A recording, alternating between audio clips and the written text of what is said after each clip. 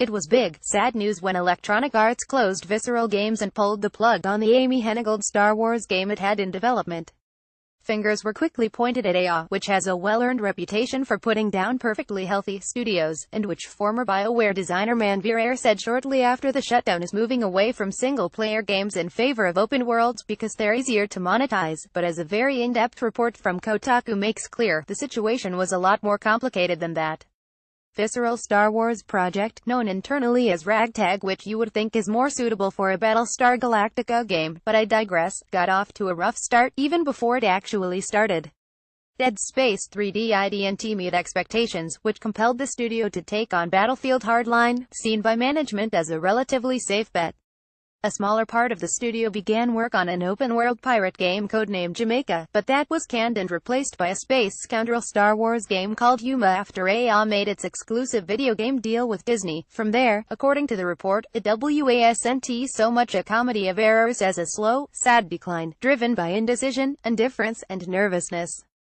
Visceral was never given the staffing levels it needed to make the game. Hennig struggled without the support network she was accustomed to at Naughty Dog. The Frostbite engine was not suited to the design that had scoped, and EA's expectations were sky-high. One source told the site the publisher was looking for a 90 or higher score on Metacritic, an absolutely astronomical number even under the best of conditions. The fact that it was a Star Wars project and not an original game like Uncharted made things worse, because it required iteration and consultation with Disney that could take months, even for small details.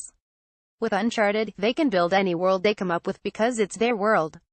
With Star Wars you have to have that back and forth, a former Visceral employee said. People think, oh, it must be so cool to work on Star Wars. It actually kind of sucks. The success of Star Wars Battlefront only made things worse. EA Motive was supposed to work with Visceral on Ragtag, but EA moved it to the single-player campaign of Battlefront 2 instead, while at the same time not allowing Visceral to hire any more employees.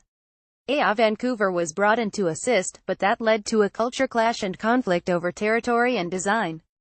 Progress was made, but ultimately not enough to save the game concept or the studio. The whole thing can be summed up in a statement given by a former developer on Ragtag, who compared the game Hennig and Visceral were trying to make with what EA was actually looking for. She was giving these massive presentations on the story, themes, the developer said. EA executives are like, FIFA Ultimate Team makes $1 billion a year. Where's your version of that? It's clear that EA made some bad calls throughout the development of Ragtag, and there's obviously an aversion to narrative-heavy, one-and-done games like the one Visceral was working on. Although why you'd bring in Amy Henni to do anything else, I do not know. But it's equally evident that, as surprising as it was for everyone, the cancellation of Ragtag, if not the closure of Visceral, was a long time coming. There were dozens of perspectives on whether or not the studio should have been closed, but many former employees said they couldn't see it ending any other way. As one put it, it was a mercy killing. The full report on Visceral's closure goes deep into detail, and if you have any interest at all in how a surefire game project can go wrong, it's well worth a read in full at Kotaku.